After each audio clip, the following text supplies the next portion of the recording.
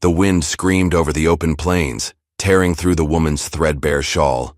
She clutched her newborn tighter, pressing the baby's tiny face into her chest to shield him from the bitter cold. Her boots were gone, stripped away by the very people she once called family, and her bare feet sank into the icy mud with every desperate step. The baby whimpered, his cry almost swallowed by the howling storm. Above them, black crows circled, waiting.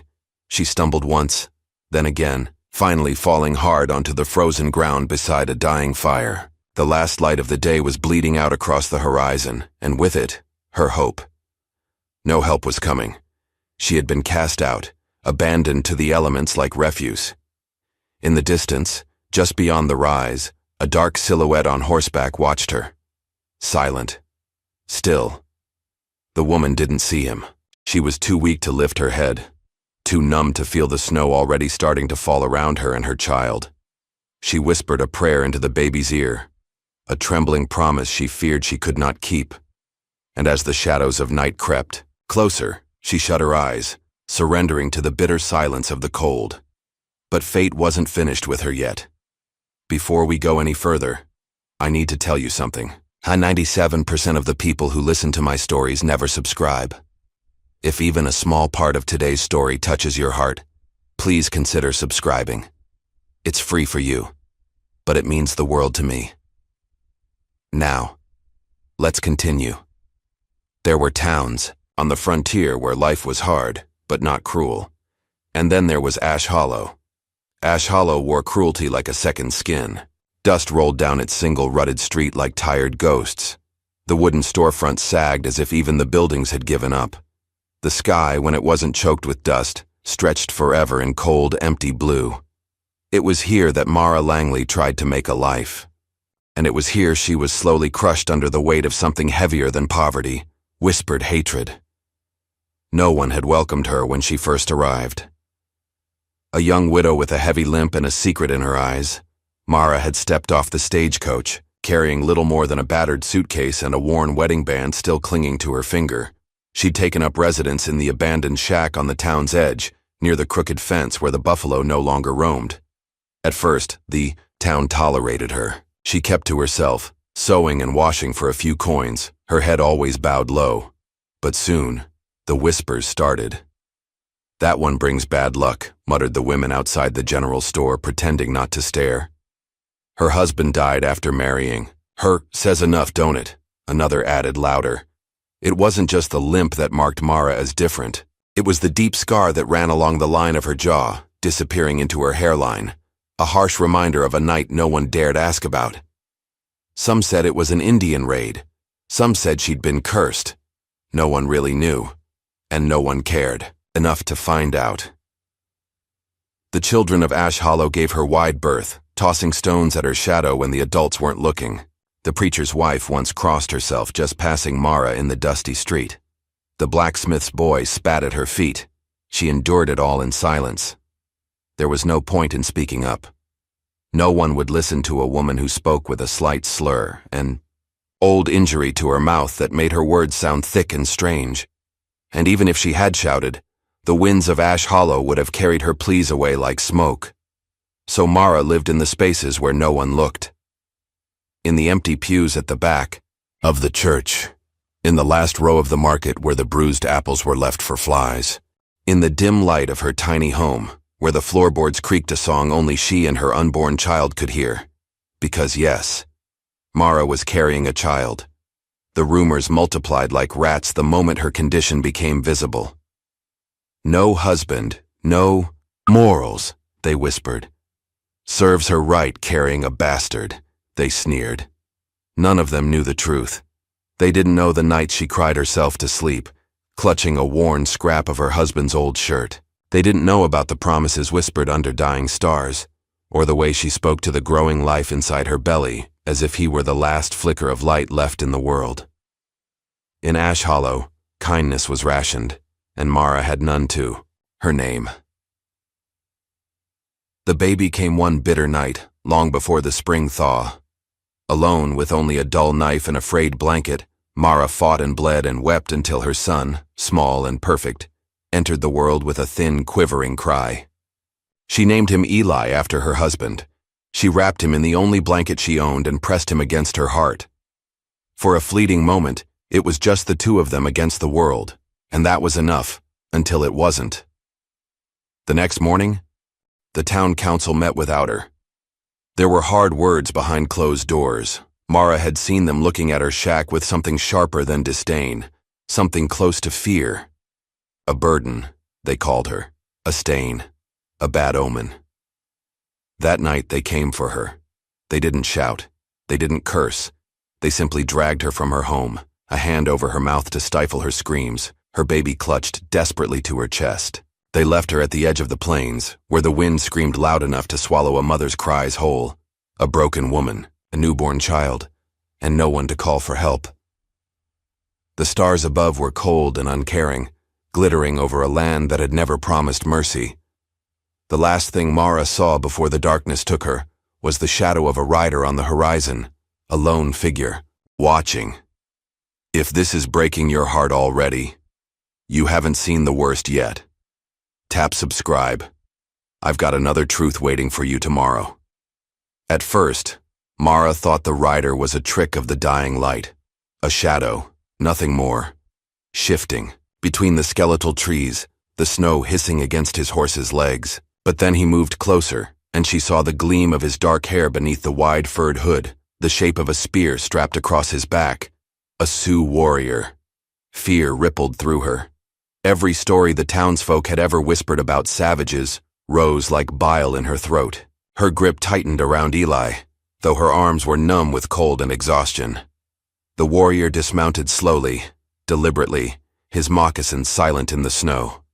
He stood a good distance away, hands empty and open, his breath misting in the frozen air. Mara couldn't run. She could barely sit upright. All she could do was stare at him, this towering figure wrapped in leather and furs, with eyes like storm clouds, deep and unreadable. A long moment passed between them. No words, only the sharp, broken breathing of the wind.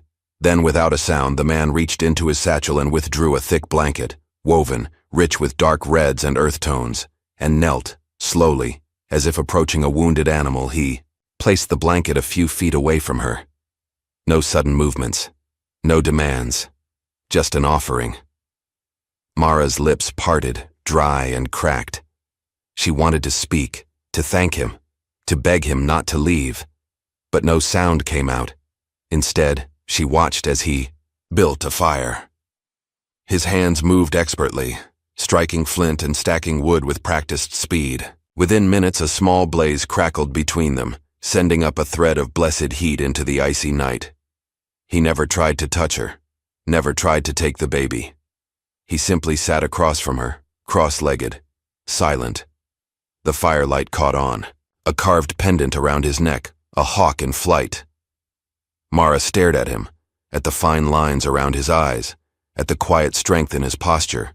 There was no pity there, no disgust, only patience. It was a patience she hadn't seen since her husband's death, a kind of listening without words. Her vision blurred with tears she hadn't known she still had. The warrior spoke at last, voice low and even. "Cold," he said simply, nodding at the baby. Mara, startled by the sound, looked down at Eli. His little lips were turning a frightening shade of blue. With shaking hands, she dragged herself closer to the fire, clutching Eli and the offered blanket against her chest. The man watched, but did not interfere, not once. Night fell fully, wrapping the world in darkness. The fire cast long shadows that danced and twitched like spirits. The warrior spoke no more words that night.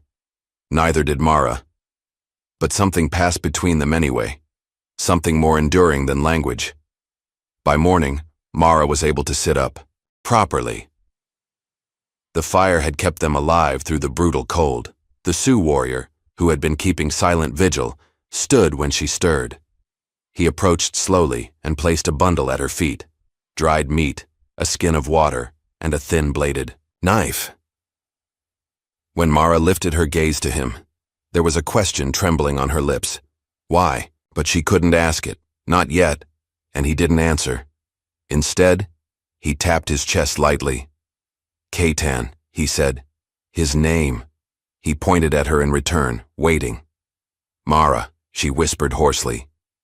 Katan nodded once solemnly. Then he gestured to the horizon, the distant hills rising up like sleeping beasts. It was a silent offer. Come with me. Survive. Behind her, the town of Ash Hollow loomed like a ghost in the distance. Already smoke was rising from its chimneys, and tiny figures moved along the road preparing for Sunday service. They would not want her back. They never had. But if she left now, if she rode off with a Sioux warrior, they would brand her a traitor, a whore, worse. If they ever found her again, there would be no forgiveness. Still, what life could she offer Eli here? What future could he have among those who already hated the sight of him?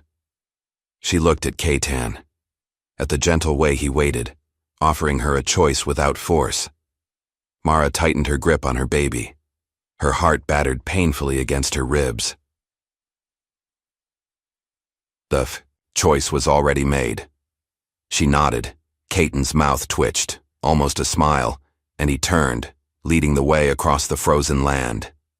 But even as Mara disappeared over the hills, suspicion festered in Ash Hollow. A group of men, rough hands, cruel mouths, gathered in the tavern muttering into their whiskey. She ain't dead. I'll bet my best horse on it, the sheriff growled, slamming his glass down. And now she's gone and run off with a redskin, one of the ranchers sneered. They'll be breeding half-bloods before winter's through. Anger brewed in, their hearts black and thick. Mara hadn't just broken their silent rules by surviving. She had humiliated them, and men like that didn't forgive. They hunted. The sun barely cut through the thick gray clouds overhead. Snow drifted lazily down, frosting the landscape in a muffled, endless white. Each step Mara took felt heavier than the last. She followed Katan through the hills, Eli bundled close to her chest, her worn boots slipping on the frozen ground. The world was silent, except for the crunch of their steps and the occasional low call of a crow overhead. It should have been peaceful, but peace doesn't settle easily on someone who has been hunted. Somewhere behind them, Ash Hollow still stirred. They were days away now, tucked deep into the forested folds where few dared wander. But evil has a long reach, and longer memory. When the trap came, it was not a battle. It was a betrayal. The man's voice stopped her in her tracks. Well, well, look what the storm blew back. Mara froze, her blood running cold. Jonah Reeves stepped from behind a clump of pines, rifle resting lazily on his shoulder, a wolfish grin on his scarred face. Two others flanked him, Tommy Greaves and Samuel Hill. Local boys turned to vigilantes, itching for an excuse to spill blood. Their boots crushed the new snow as they moved closer, surrounding her. Mara instinctively clutched Eli tighter. Katan was out of sight, hunting a few ridges over. She was alone. You think you can run off with one of them? Jonah sneered, spitting into the snow. After all the good Christian folk tried to do for you? Tears burned Mara's eyes, but she forced herself to stand taller. She would not cry for them. You're a stain, Mara, Tommy jeered. Better we clean it up.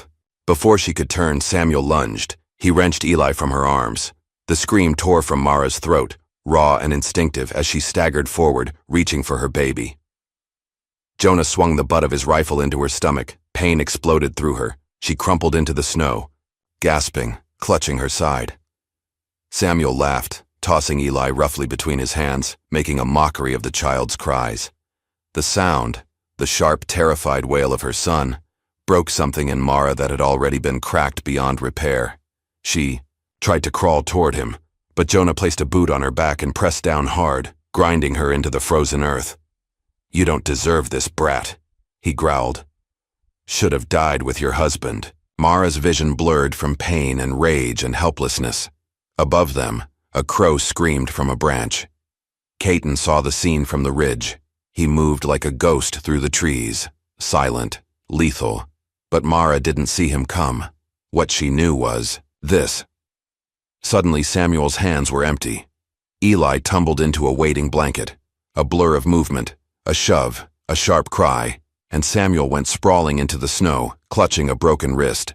Jonah raised his rifle, but Caton was faster. The butt of Catan's spear slammed into Jonah's temple, dropping him cold. Tommy ran, he didn't get far. Catan didn't kill them. He didn't have to. Defeat was its own poison. Caton scooped up Eli carefully as if handling something sacred, and knelt beside Mara. She was curled in the snow, shivering violently, blood trickling from her mouth. He placed the baby gently in her arms. Mara clung to Eli, rocking him, sobbing without sound. Caton didn't speak. He just sat beside her, close enough for her to feel the heat radiating from him, close enough to block the worst of the wind. He didn't touch her. He didn't force her to rise. He simply stayed, as long as she needed. Later, when the shaking stopped and her breathing evened out, Mara lifted her head. Caton met her gaze without pity or shame, only quiet understanding. Slowly, wordlessly, he held out his hand, not to carry her, to walk beside her. Mara looked at his hand for a long time. She thought of all the times no one had stayed. No one had waited. No one had seen her. The townsfolk had seen her scars. Her silence. Her limp. Catan saw her. With a shaking hand, Mara reached out and took his. They thought she was broken, but someone saw gold in the ashes. The forest closed around them like a cathedral, branches heavy with new snow. Each step forward was a battle against pain and memory. But Mara held Eli close and felt Catan's steady presence just beside her. Not leading, not dragging. Just there, and somehow in that endless white silence Mara realized she was not as alone as the world had tried to make her believe. She still bled, but she had not been conquered, not yet, not ever. Before we dive into the story, just a quick note. I'm Thomas, the voice behind this narration. If you enjoy how it sounds, let me know in the comments so we can keep the same voice in future videos. The winter eased its grip, one stubborn degree at a time. Ice melted from the creek banks. The brittle trees began to whisper in the wind again, not grown under it. Mara walked farther each day, her limp still pronounced, but her spine a little straighter. Catan stayed close, but never smothering. Some days they spoke in broken words, other days in silence. It didn't matter. They were building something. It started small. A lean-to made from pine branches and animal skins, tucked into the crook of the hills. Mara gathered stones for a hearth, her fingers numb and clumsy at first, but more sure each day. Caton worked by her side, showing her with gestures when words failed. When she managed to stack the stones into a rough, proud ring, she sat back in the snow, grinning for the first time in what felt like years.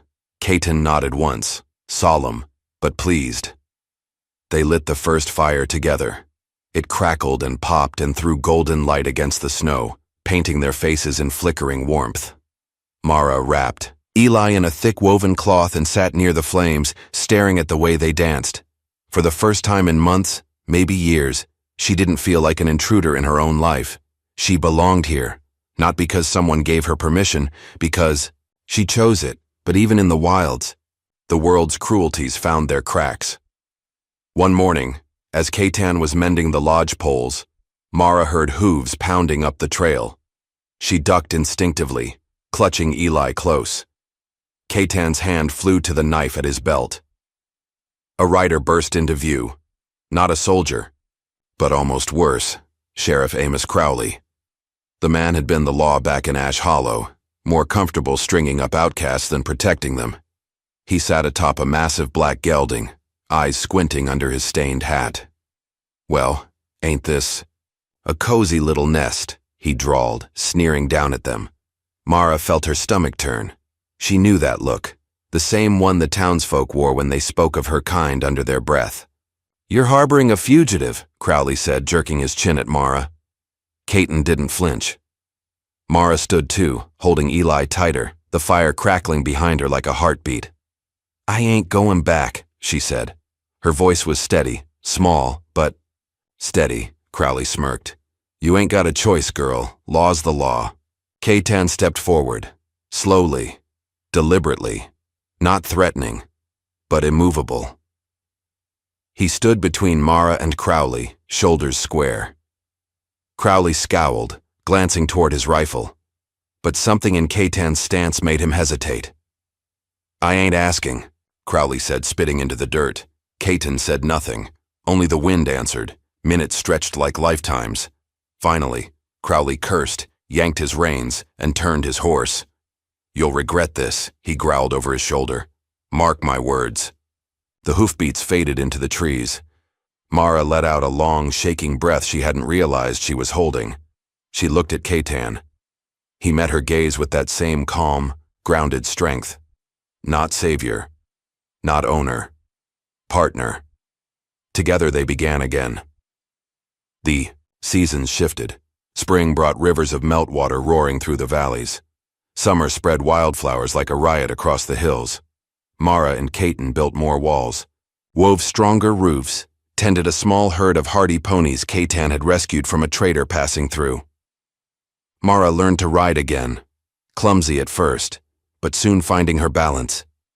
Eli took his first steps chasing after the colts, his laughter rising like music through the clearing. They weren't rich, they weren't safe, but they were alive. One night, under a fat harvest moon, Catan stoked the fire high. He pulled something from his pouch, a simple leather thong threaded with tiny beads and one bright red feather. He offered it to Mara, not with ceremony, but with a shy, almost boyish tilt of his head. Mara's throat tightened. She understood. This wasn't a ring. It wasn't a vow spoken before witnesses. It was something older, something truer, a promise carved in bone and spirit. She reached out with trembling fingers and accepted it, tying it around her wrist. Their eyes met. No words. None needed. The fire between them burned steady and sure, but peace is always fragile, and pasts are heavy things. One evening, as Mara fetched water from the creek, a figure stepped out of the shadows. Not Crowley this time. A woman. Clara McBride. Once, Clara had been Mara's only friend in Ash Hollow. Once, Clara's face was pale, her eyes hollow. "You're alive," she said flatly. Mara stiffened, clutching the bucket. "You shouldn't be here," Mara said. Clara's mouth twisted. "They're still looking for you." Mara's heart pounded. "They think you bewitched that Indian. They say you killed Jonah Reeves with witchcraft." Mara shook her head. It was a lie. She knew it. But lies have teeth in small towns. Clara stepped closer. "I can take you back. You can explain." Mara saw the desperation in Clara's eyes. The desperate need to be right, to be better, even if it meant sacrificing the only person who ever trusted her. Mara backed away. "I'm not going back." Clara's face crumpled. Grief, rage, betrayal all tangled together. "You're choosing them over your own people," she spat. Mara felt the weight of it, the old shame, the old fear. For a heartbeat, the doubt almost pulled her under. Was she wrong? Was she a traitor to everything she once knew? Then Catan appeared at the edge of the trees. He said nothing, just stood there, steady, solid. Home. Mara looked at him, then back at Clara, and for the first time she smiled. Not in mockery, not in cruelty, in forgiveness. "I'm choosing me," Mara said softly. She turned and walked away. Later, as she sat by the fire, Eli asleep in her lap, Catan came and knelt beside her. He brushed a lock of hair from her forehead, a rare, tender gesture. "You are not broken," he said in his rough English. "You are fierce." Mara closed her eyes, letting the warmth of the fire, the warmth of his faith in her, seep into the cracks of her soul. Maybe the world would always hunt her. Maybe scars never fully healed. But here, tonight, under the stars and the endless, wild sky, Mara was no longer running. She was standing, and she was not standing alone. The snow returned one last time. A stubborn storm, late in the season, draped the hills in white and cloaked the world in silence. Mara watched it fall from the mouth of the lodge, Eli bundled against her chest, breathing softly. Caton was saddling the horses, careful and methodical as always. Today wasn't just any ride. Today, they were going back to Ash Hollow. Not to stay, not to beg, but because some ghosts needed facing. Mara had decided, not Caton, not fear, her. She would not live the rest of her life hiding from the whispers. She would not teach her son that survival meant surrender. She would ride into that town and walk its frozen streets with her head high, even if no one else stood with her, even if the earth itself cracked open beneath her. Caton said little, but his eyes were steady when she told him. "I ride with you," he said simply. And that was enough. The road to Ash Hollow cut through dead grass and skeletal trees. As they approached, the town seemed smaller than Mara remembered, more brittle. The same peeling signs, the same dusty windows, but now she could see it for what it was, just wood and stone and fear. Nothing sacred, nothing stronger than her. The townsfolk gathered as they rode in, whispers buzzed like flies. Clara McBride was there, clutching a shawl around her shoulders, pale and rigid. Sheriff Crowley stood on the steps of the general store, his hand resting on the butt of his revolver. Mara's heart hammered against her ribs, but she kept riding. Beside her, Caton rode, tall, unflinching. Eli stirred against her chest, blinking up at the gray sky. They stopped in the center of town. For a long, brutal moment, no one spoke. Then Crowley stepped forward. "You got a lot of nerve showing your face here," he said, voice cold. Mara slid from her saddle, her boots crunching into the snow. She faced him, Eli in her arms, Caton behind her like a mountain. "I'm not here for your forgiveness," she said, voice clear and carrying. "I'm not here for your permission." She looked around, at the faces that once judged her, pitied her, spat on her name. "I was never your curse," she said softly. "I was my own beginning."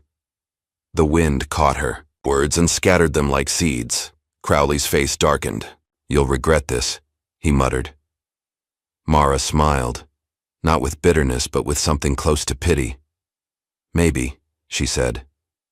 "But I won't be the one living in fear anymore." She turned her back on him, turned her back on all of it. And Caton was there, offering his hand. No command, no rescue. An invitation. Mara took it without hesitation. Their fingers laced together, dark and pale, scarred and strong. They rode out of Ash Hollow with nothing but what they carried inside them. No riches, no promises of safety, only each other, and the wild, wide world waiting. Days later, under a sky so vast it hurt to look at, they found the place. A broad valley ringed by pine and stone, a creek running cold and clear, eagles circling high above. Home. They built a new lodge there, bigger this time, a proper fire pit, shelter for the horses, a small corral for Eli to chase rabbits when he grew bigger. They marked the seasons with simple joys, a new colt born under the full moon, wild berries gathered in the high meadows, stories told in 2 languages around the fire, stitched together with laughter and love. One evening, as the sun bled into the hills, Mara stood holding Eli, now toddling and curious, and looked out over the valley. Caton came to stand beside her, silent as always. She looked at her son. "Your name means brave," she whispered into his hair, "and one day you'll know why." Caton touched her shoulder, gentle. They stayed like that. 3 hearts, 1 fire, while the world spun around them. No wedding bells, no fancy dresses, just a life stitched together from scars and second chances. A life chosen, freely. Built, bravely, held fiercely. She was never a curse. She was someone's miracle all along. Subscribe, and let me introduce you to the next miracle tomorrow.